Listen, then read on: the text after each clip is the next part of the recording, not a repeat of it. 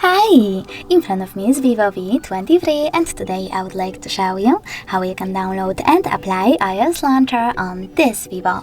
Start by opening Play Store and tapping on the search bar. Now you need to type in iOS Launcher and install this free app from this developer, then open it.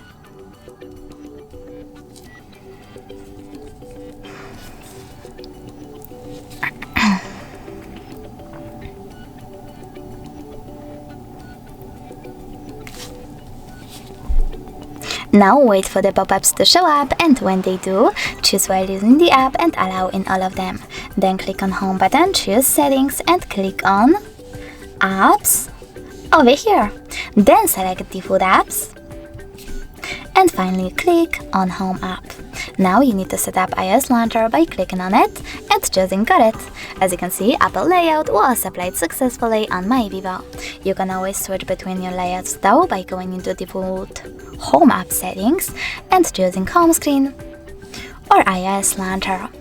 Thanks so much for watching. If you enjoyed this video, leave a like, comment and definitely subscribe. Bye!